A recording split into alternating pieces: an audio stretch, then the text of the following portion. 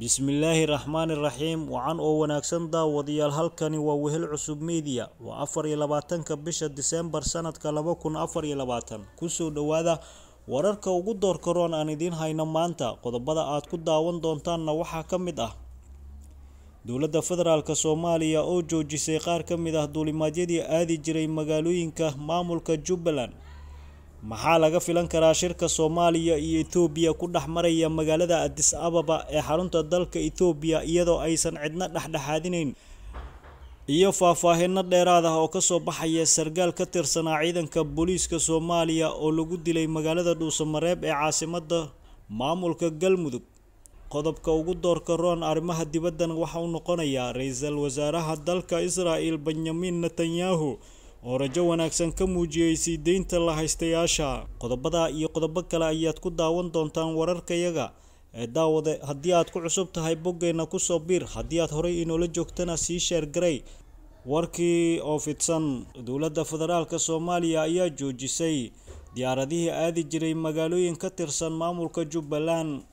sida ay sheegayaan wararkan helayno dowladda federaalka Soomaaliya ayaa gabi ahaanba maanta joojisay duulimaadyadii aadi jiray magaalooyinka Kismaayo iyo Doolow ee gobolada Jubbada Hoose iyo Gado ka tirsan ee maamulka Jubbaland dowladda federaalka si dhab ah uma shaacin sababta maanta loo hakiyay duulimaadyadii labadan magaalo balse wararka soo baxaya ayaa sheegaya in arrimahani ay salka ku hayaan khilaafka u dhaxeeya dowladda federaalka iyo maamulka Jubbaland shalay ayay ahayd markii diyaarad ay ka qaaday magaalada Kismaayo ee xarunta gobolka Jubbada Hoose mas'uuliyiin ka tirsan maamulka Jubbaland iyo ciidan kuwaas oo laga dejiyay magaalada Doolow ee gobolka Gado halkaas oo xilliga ay gaareenna uu ka bilowday dagaal u dhaxeeyay ciidanka Jubbaland iyo kuwa Itoobiya oo dhinac ah iyo kuwa dowladda federaalka Soomaaliya heesada ka dhex jirta dowladda federaalka iyo maamulka Axmed Madoobe ayaa ka dhalatay doorashadii uu ku qabsaday Axmed Madoobe magaalada Kismaayo bishii la soo dhaafay waxayna dowladda federaalka ku dooday in uu madaxweynaha Jubbaland uu saxiixay doorasho qof iyo cod ah oo ka dhacda dalka isla markaana ay sharci darro tahay inuu doorasho dadban ku qabsado magaalada Kismaayo dhinaca kale tana waxaa faahfaahinno dheeraad ah laga helayaa dil xalay loogu geystay magaalada Dhuusamareeb ee caasimadda maamulka Galmudug sargaal ka tirsanaa ciidanka booliiska Soomaaliya gaar ahaan qaybta Galmudug warar dheeraad ah ayaa ka soo baxaya dil xalay loogu geystay gudaha magaalada Dhuusamareeb ee caasimadda maamulka Galmudug laba xidigla Xasan Cabdi Maxamed oo loo yaqiinay Xasan Quuri kaasoo horey u soo noqday taliye ku-xigeenka saldhigyada booliiska Guriceel iyo Dhuusamareeb ee maamulka Galmudug dilka sargaalkan ayaa ka dhacay meel aan sidaas uga fogeyn isbitaalka magaalada Dhuusamareeb waxaana lagu dhex dilay gaari uu watay oo lagu rasaaseeyay marxuumka wararka ayaa intaasi ku daraya in xilliga sargaalkan lagu dhex rasaaseynayay gaarigiisa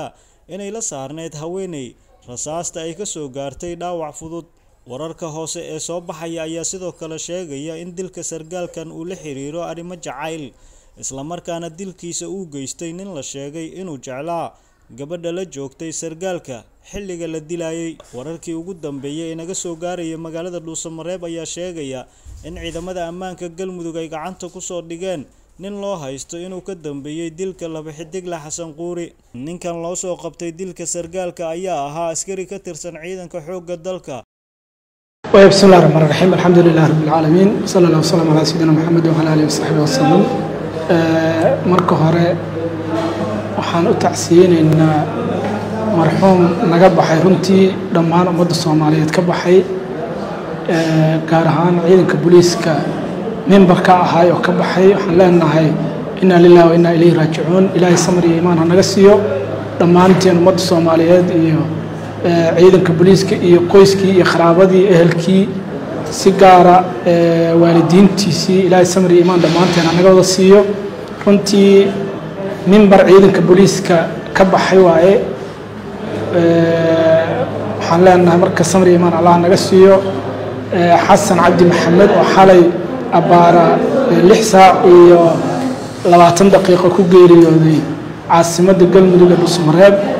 oo gacanka xaq daran runtii ay dishay aan aaminsanahay inuu sababsaday wax aan macquul ahayn oo runtii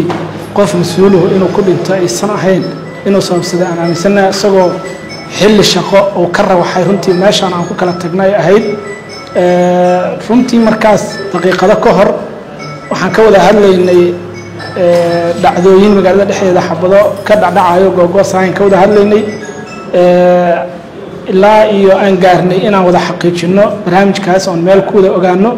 kadibna waxaa iigu xigtay inuu geeriyooday falilaahi alxamdu waxaan leenahay marka samri imaan allah naga siiyo asagiina jantul firdowso allah ugu bishaareeyo xilli shaqo oo ummadda u shaqeynayo u khidmeynayay mas-uuliyaddiisa reedna oo dee gudanayay ahayd xilliguu dhintay runtii aan aaminsannahayna si aan munaasib ahayn inuu u dhintay oo loo dilay gacanka xaq darana ay dishay asagoo gurigiisa usii hoyaadayo oo shaqada ka rawaxay xilligaas runtii ninka asagaa ee dhintay ee sarkaalka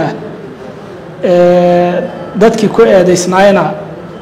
waa la haayaa oo hadda eedaysanayaashii gacantay ku jiraan kuwo kale oo la tuhumsanayaalo inay jiri karaan waa laga yaabaa laakiin dibaan ka sheegi doonaa wixii faahfaahin oo intaas ka dheeriya oo ku saabsan macluumaadka sarkaalka dhintay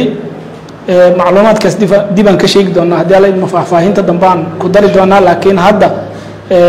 waxaa noo suuro galay xilligii uu dhintay oo geeridiisa naloo soo sheegay shaqadii aan bilownay inaan xilligaan hadda aan joogno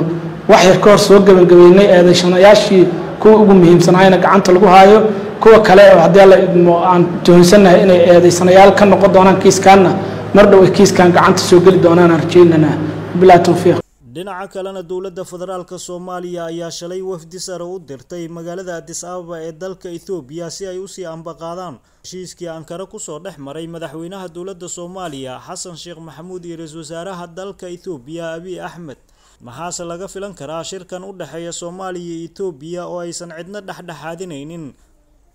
dowladda federaalka Soomaaliya ayaa wafdi u dirtay magaalada Addis Ababa caasimadda dalka Ethiopia si ay ula kulmaan madaxda Ethiopia kulankan ayaa ah kii ugu horeeyay oo ay yeeshaan labada dhinac oo aan cidna garwadeen ka ahayn tan iyo markii uu bilowday khilaafka ku saabsanaa heshiiskii dhex maray Ethiopia iyo Somaliland ee la xiriiray inay Ethiopia heshay qayb ka mid ah badda Soomaaliya wafdiga dowladda Soomaaliya ee Addis Ababa u tagay si ambaqaadista heshiiskii Ankara ayaa waxaa hogaaminaya wasiiru dowlaha wasaaradda arrimaha dibadda Cali Balcad waxaana sidoo kale wehelinaya taliyaha hay'adda nabad sugidda iyo sirdoonka qaranka Soomaaliya Cabdullaahi Maxamed Cali Sanbalolshe iyo xubno kale oo muhiim ah ujeedka wafdiga Soomaaliya ay u tageen Addis Ababa ayaa lagu sheegay inay tahay xoojinta xiriir ku dhisan is-ixtiraam iyo wada shaqayn dhex marta Soomaaliya iyo Ethiopia haddaba daawadayaal qodobada miiska u saaran labada dhinac waxaa ka mid ah hirgelinta heshiiskii Ankara oo dhigaya in labada dhinac ay ixtiraamaan madax bannaanida iyo wadajirka midnimada dhuleed ee Soomaaliya 2 xoojinta iskaashiga istiraatiijiga ah ee labada dal si loo horumariyo nabadda iyo amniga gobolka 3 dib u xalinta arrimaha ku saabsan heshiiska muranka dhaliyay ee Ethiopia iyo Somaliland heshiiskii Ankara ku dhex maray labada dhinac oo Ankara garwadeen uu ka ahaa madaxweynaha dalka Turkiga waxaa muhiim loogu ahaa hagaajinta xiriirka labada dal oo muddooyinkii dambe ay ka dhaxaysay xiisad aad u xoogan kulankan Addis Ababa ku dhex mari doona labada dhinac ayaa la filayaa inuu noqdo mid wax badan ka bedela xiriirkii adkaa ee labada dhinac u dhaxeeyay muddadii 12 bilood ahayd ee la soo dhaafay iyadoo la rajaynayo in iskaashi cusub labada dhinac oo dhinaca amniga iyo dhaqaalaha uu ka soo baxo kulankooda Soomaaliya iyo Ethiopia waxay muddo dheer isku khilaafsanayeen arrimo badan oo siyaasadeed iyo istiraatiiji ah waxaana la filayaa in wada hadaladan ay dejin doonaan xiisadaha u dhaxeeya ayna horseedi doonaan horumar dhab ah oo dhex mara labada dal qodobkeena ugu dambeeyana waxa uu noqonayaa ra'iisul wasaaraha dalka Israa'iil oo rajo wanaagsan ka muujiyay sii deynta la haystayaasha ra'iisul wasaaraha dalka Israa'iil Benjamin Netanyahu ayaa khudbad u jeediyay ku sheegay in horumar laga gaaray wada hadalada socda ee lagu doonayo in lagu sii daayo la haystayaasha Israa'iil ee lagu haysto marinka Gaza Netanyahu ayaa sheegay inaanay shaqada joojin doonin ilaa inta dadkaasi dib loogu soo celinayo guryahooda Netanyahu ayaa sidoo kale sheegay inuu doonayo inuu heshiisyo nabadeed uu la saxiixdo dalalka Carabta mid la mid ah heshiiskii Abraham ee 2020 ee uu Mareykanku garwadeenka ka ahaa ee Israa'iil iyo dhowr dal oo Carab ah dhex maray guud ahaan inta ayaan ku soo gabagabeynaynaa wararkii ugu waaweynaa Soomaaliya iyo caalamka daawada haddii aad ku cusub tahay boggeena ku soo biir waad ku mahadsantihiin daawashadiina